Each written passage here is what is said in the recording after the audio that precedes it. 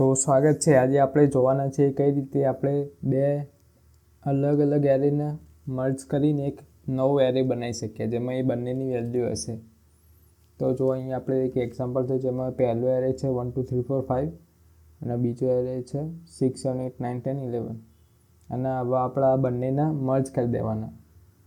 તો મર્જ કરીને શું થશે કે જે આ હશે એ આવશે અને એની પાછળ આ જે બીજા એરેની જે વેલ્યુ છે એ એડ થઈ જશે। તો જો ત્રીજો એરે આપણે આવું બનવો જોઈએ 1 2 3 4 5 6 7 8 9 10 બંને મર્જ થઈ જવા જોઈએ એરે બરાબર। તો સૌથી પહેલાં આપણે લાઇબ્રેરી કોલ કરાવી દઈએ। મેઇન ફંક્શન બનાવીએ। તો આપણે સૌથી પહેલાં શું કરીશું કે આપણે યુઝર જોડેથી માગીશું કે એને પહેલો એરે કેટલો બનાવવો છે, એમાં કેટલી વેલ્યુ એને નાખવી છે। તો એના માટે આપણે એની સાઇઝ સ્ટોર કરવા માટે એક આપણે size1 કરીને એક વેરિયેબલ બનાવી દઈએ। અહીંયા 1 કેમ આપીએ કારણ કે અહીંયા બીજા બે એરે બનશે, પછી ત્રીજો એરે બનશે એટલે સ્પેસિફાઈ કરવા માટે મેં અહીંયા size1 આપ્યું બરાબર। તો આપણે printf કરીશું અને એવું પ્રિન્ટ કરાવીશું enter the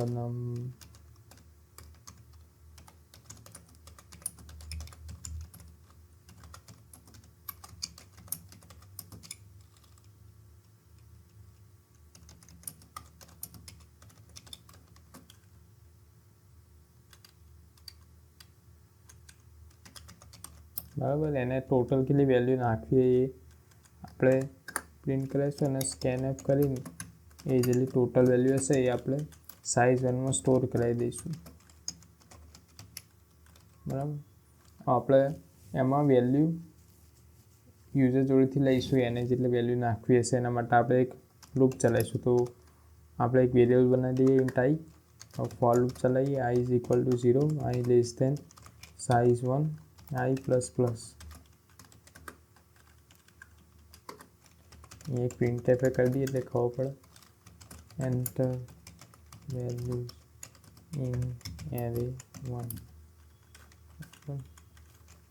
અહીંયા scanf કરી %d એન્ડ અહીંયા એક આપણે એરે બનાવતો રહીએ જ કે સાઇઝ તો માંગી હતી પણ એના માટે એક એરે બનાવવો પડશે ને એમાં એટલી વેલ્યુ સ્ટોર કરવા માટે।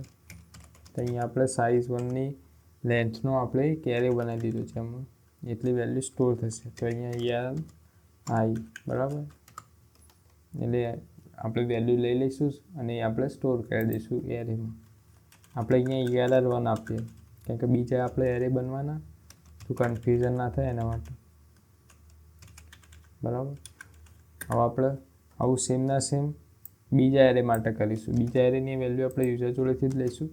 તો અહીંયા ખાલી કોપી પેસ્ટ કરીને અહીંયા 1 એની જગ્યાએ 2, અહીંયા 1 એની જગ્યાએ 2, અહીંયા 2, નામ પણ err2 કરી દઈએ, અહીંયા size2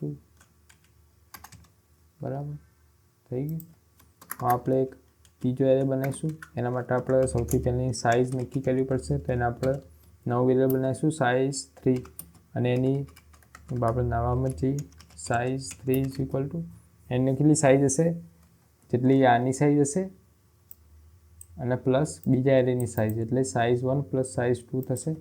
અહીંયા size1 પ્લસ size2 કારણ કે આપણામાં બંનેની વેલ્યુ સ્ટોર કરાવવાની છે, મર્જ કરવાની છે એટલે તો આપણે એનો એરે પણ બનાવી દઈએ ઇન્ટ err3 ત્રીજો એરે છે એના માટે અને size3 એટલે એને આપણે સાઇઝ આપી દીધી તો બરાબર।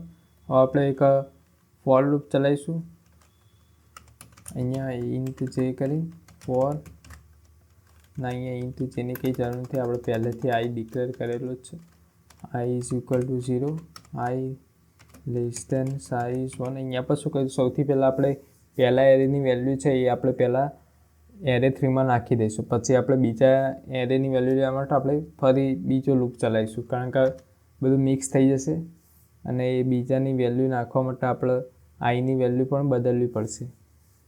તો અહીંયા i પ્લસ પ્લસ અને અહીંયા શું થશે err3ના આઈમાં err1ની આઈમાં જે વેલ્યુ હશે એટલે જે 0ની વેલ્યુ હશે એ ER3ની 0 ઇન્ડેક્સમાં આવી જશે. એ રીતે જ્યાં સુધી પતશે નહીં પહેલો લૂપ ત્યાં સુધી આ ચાલતું રહેશે, જ્યાં સુધી એરે 1ની બધી વેલ્યુ એરે 3માં નહીં આવી જશે ત્યાં સુધી. હવે આપણે ઇન્ટ જે બનાવીશું, કારણ કે અહીંયા શું થશે, આપણે હું તમને એકવાર લખી દઉં પછી સમજો. જે ઇઝ ઇક્વલ ટુ 0, જે લેસ દેન size2 જે પ્લસ પ્લસ. બરાબર. હવે અહીંયા શું કરીશું આપણે, હવે આપણે 0થી તો ચાલુ કરીશું નહીં, કારણ કે 0થી ચાલુ કરીશું તો જે પહેલાં આપણે વેલ્યુ એરે 1ની કરી હતી એની જગ્યાએ પાછી એરે 2ની વેલ્યુ અહીંયા આવી જશે. તો એના માટે આપણે શું કરવું પડશે, જે જ્યાંથી આપણે એરે 3ની જ્યાંથી છેલ્લી વેલ્યુ છે એની આગળથી આપણે સ્ટોર કરવાનું ચાલુ કરવું પડશે. તો આપણને ખબર કેમ નહીં પડશે કે એરે 3ની છેલ્લી વેલ્યુ કઈ જગ્યાએ છે? તો એના માટે આપણે શું કર્યું, જે અહીંયા આઈની વેલ્યુ છે એ અત્યારે એને એ જ રાખી અને અહીંયા આપણે નવો વેરિયેબલ જે બનાવી દીધું. એટલે શું, આઈની વેલ્યુ ફરી 0 ના થઈ જાય, કે જો અહીંયા આપણે આ ઇઝ ઇક્વલ ટુ 0 કરે તો આ જે આઈની વેલ્યુ હતી એ 0 થઈ જાય. તો આપણે અહીંયા આઈની વેલ્યુ જે છેલ્લે હશે એને એ જ રહેશે. તો અહીંયા આપણે શું કરીશું, આઈ પ્લસ જે કરી દઈશું. એટલે હવે શું થશે, જે આઈની વેલ્યુ છે અને પ્લસ જેની વેલ્યુ, એટલે જો અહીંયા શું થશે, size1માં વેલ્યુ કેટલી હતી, 5 હતી.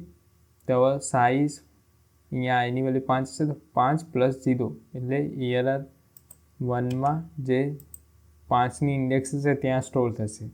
એ રીતે 5 હશે પછી 1 થશે તો 5 પ્લસ 1 એ રીતે 6માં જ સ્ટોર થશે. એ રીતે ચાલતું રહેશે. તો આપણને ખબર પડી જશે કે એને છેલ્લેથી આપણે સ્ટોર કરવાની, જ્યાંથી ER1ની જ્યાંથી વેલ્યુ ખતમ થાય એની આગળથી આપણે એરે 2ની વેલ્યુ આપણે ER3માં સ્ટોર કરવાની. અહીંયા મેં ભૂલથી ER1 લખી દીધું, અહીંયા 3 આવશે. તો બરાબર. ને અહીંયા ER2નું આઈની વેલ્યુ, અહીંયા તો એરે 2 માટે તો 0થી જ ચાલુ કરવું પડશે. અહીંયા જે આવશે, હા બરાબર. તો એના માટે તો 0થી જ સ્ટાર્ટ કરવું પડશે. પણ અહીંયા આપણે જ્યાંથી ER1ની વેલ્યુ ખતમ થાય છે એના પછીની આપણે ચાલુ કરવાની. તેના માટે આપણે આઈમાં જે વેલ્યુ છે એ એમને એમ આપણે રહેવા દીધી, એને 0 ના કરી.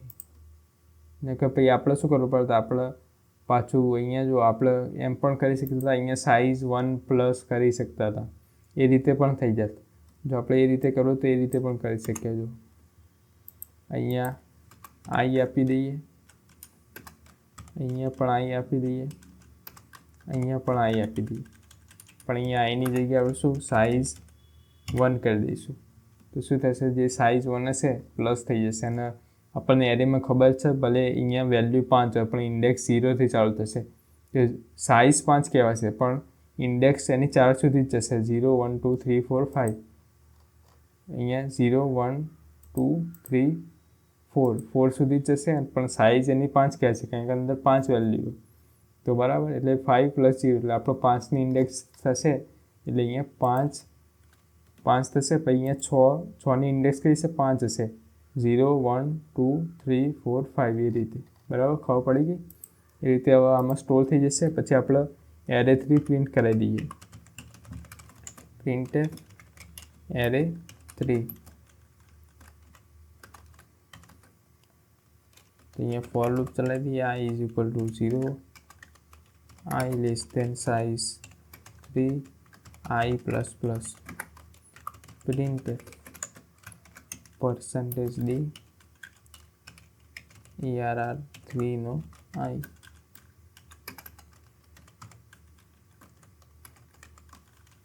બરાબર.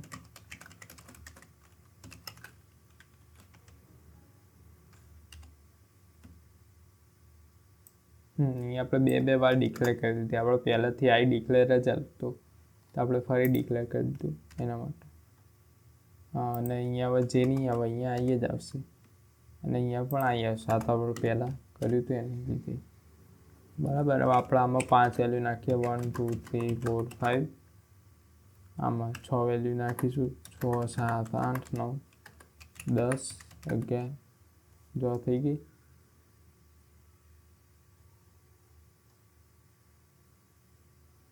વન 2 3 4 5.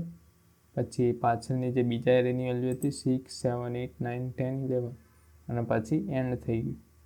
બરાબર થઈ ગયું. તો વળી મેન તો આમાં કંઈ કરવાનું હતું નહીં, ખાલી જે સિમ્પલ જ હતો આ તો કોડ, બહુ સિમ્પલ હતો. બરાબર.